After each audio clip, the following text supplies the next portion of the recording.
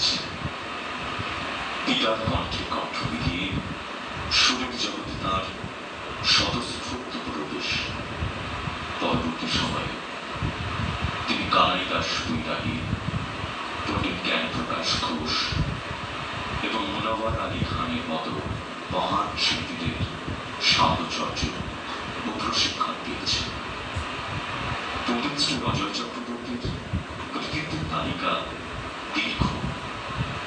দেশের মধ্যে তিনি প্রথম ৪৫ বছরের কম বয়সী সঙ্গীত শিল্পী যিনি জাতীয় কুমার গান্ধর্ব অ্যাওয়ার্ডে সম্মানিত হয়েছেন। দেশের মধ্যে তিনি প্রথম শাস্ত্রীয় কণ্ঠসঙ্গীত শিল্পী যিনি ১৯৯০ সালে রাষ্ট্রপতি পুরস্কারে ভূষিত হয়েছেন। আইটিসি সঙ্গীত আকাদেমির প্রথম স্বর্ণ পদক ফেলোর নাম পণ্ডিত শ্রী অজয় চক্রবর্তী। ভারতবর্ষের প্রথম শাস্ত্রীয় সঙ্গীত শিল্পী হিসাবে তিনি পাকিস্তান সরকারের আমন্ত্রণে সেই দেশে গিয়ে সঙ্গীত পরিবেশন করে এসেছেন।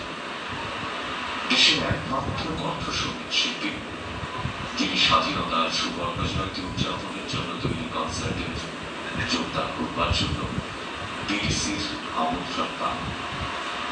১৯৭০ সালে আইটিসি সঙ্গীত রিসার্চ একাডেমির বৃত্তি লাভ করেন এবং অনন্তবিলম্বে তিনি সঙ্গীত রিসার্চ একাডেমির সর্বকনিষ্ঠ গুরু হিসেবে স্বীকৃতি পান, যে পদে তিনি আজও সম্মানের সঙ্গে দায়িত্ব পালন করে চলেছেন।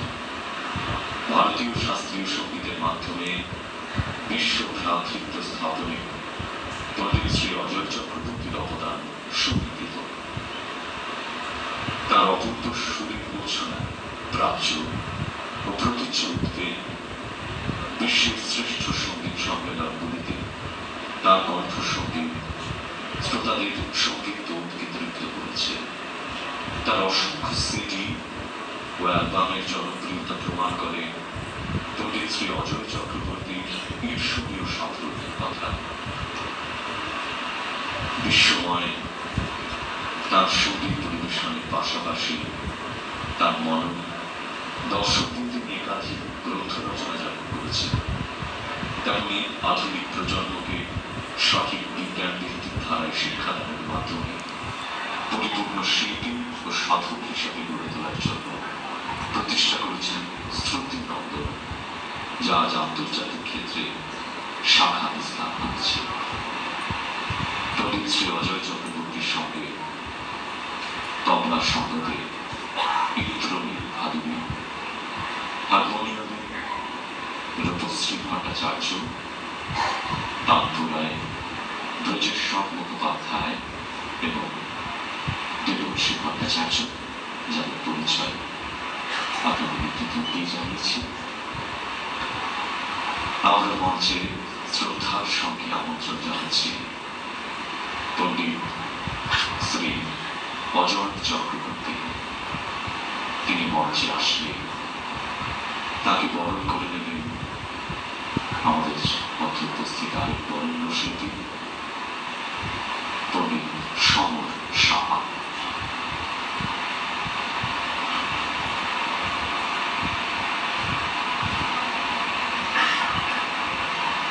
মঞ্চে আসলে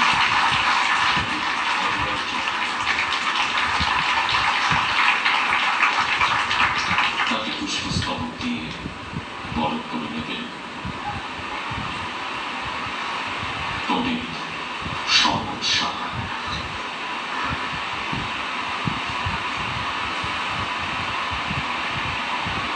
আর এই মুহূর্তটায় আসলে আমরা সকলে উঠে নিয়ে একবার এই সম্মানীয় শিল্পীকে সম্মান জানান। সকলকে বলেন নারীদের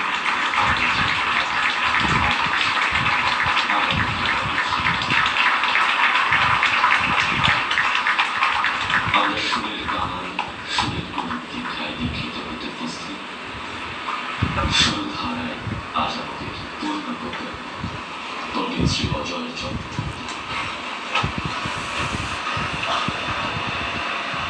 জিয়াগঞ্জ বা রঘুনাথপুর যাই বলি না কেন,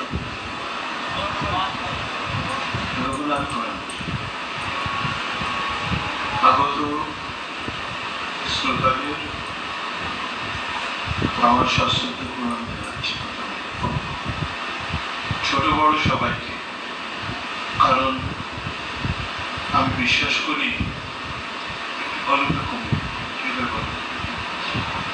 আমি বিশ্বাস করি যে মানুষের চরণে প্রণাম জানালে সে প্রণাম ঈশ্বর কাছে পৌঁছে।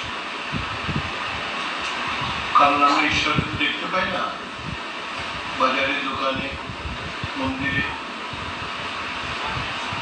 কোথাও জীবন্ত রূপে, অর্থাৎ মৃন্ময়ী মাকে দেখতে পাই, চিন্ময়ী মাকে।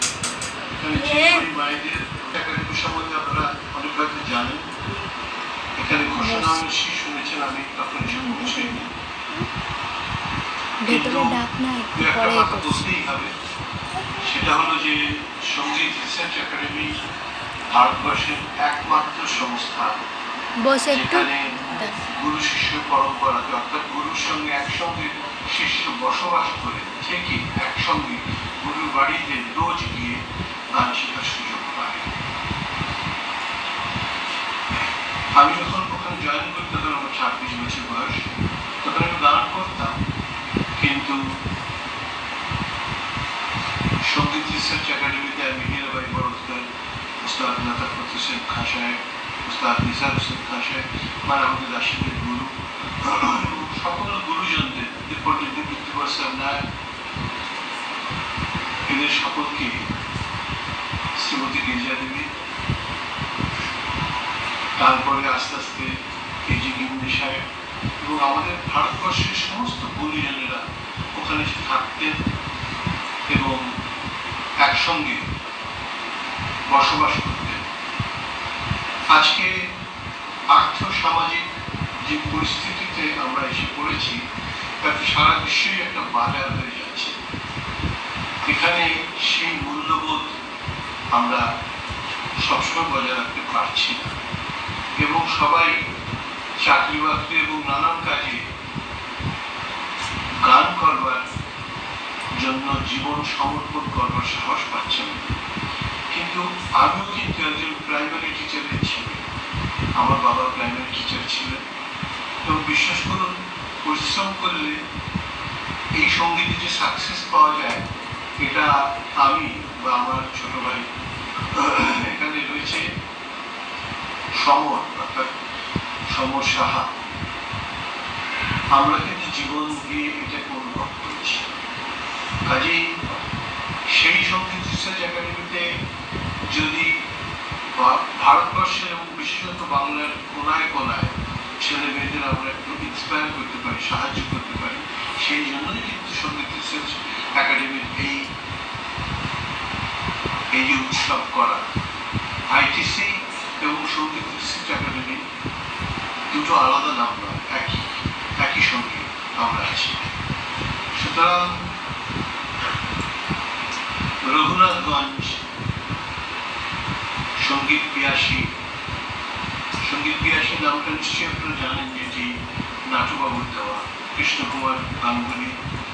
আমি পণ্ডিত বলছি এখন, পণ্ডিতটা তো বড্ড সহজ হয়ে গেছে, সবাই পণ্ডিত হয়ে যাচ্ছে মোস্তাক, কাজে নাটুবাবুর জায়গাটা অন্যরকম। সমর তার কাছেই মানুষ হয়েছে, আমিও তাকে গুরু থেকে আলাদা কখনো দেখিনি। আমার সঙ্গে তার একটা গভীর ভালোবাসার স্নেহের সম্পর্ক ছিল, উনি আমাকে অত্যন্ত ভালোবাসতেন। তার দেওয়া নাম সঙ্গীত পিয়াসী। যাই হোক, আজকে সমর এখানে বহুবার এসছে এবং বিশেষত আমি যার কথা বলবো, পার্থ চৌধুরী, যে অক্লান্ত পরিশ্রম করে গত 15-16 বছর ধরে সবার কাছে শিখছে এবং খুব ভালো বাজাচ্ছে। পার্থ যে চোখগুলো দিয়ে আমরা সাধারণভাবে ইট, কাঠ, পাথর, বালি, মানুষ এই চোখে সাধারণভাবে দেখি, তার থেকে গভীরভাবে তার দৃষ্টি, অন্তর্দৃষ্টি অনেক বেশি সঙ্গীতকে দেখতে পারে। সুতরাং আমি ঈশ্বরের কাছে প্রার্থনা করি যে পার্থ একদিন খুব পরিচিত হোক এবং আপনারা পার্থকে অন্তর থেকে আশীর্বাদ করুন। এই অঞ্চলে অক্লান্ত পরিশ্রম করে বিশেষ কয়েকজন বিশিষ্ট ব্যক্তিদের সঙ্গে একসঙ্গে মিলেমিশে এত সুন্দর একটা অনুষ্ঠানের অত অল্প সময় আয়োজন করেছে এবং তাকে ধন্যবাদ জানাচ্ছি। এবং সঙ্গীত রিসার্চ একাডেমি থেকে আসা আমার যারা ভাই পুত্র কন্যা যারা গান শুনিয়েছেন আয়োজন করেছেন সবাইকে আমি কৃতজ্ঞতার সঙ্গে ধন্যবাদ জানাচ্ছি। এবং আজকের অনুষ্ঠানে আমার সঙ্গে সমরের বাজাবার কথা ছিল, সমরের কথাতেই আমার আজকে এখানে আসা,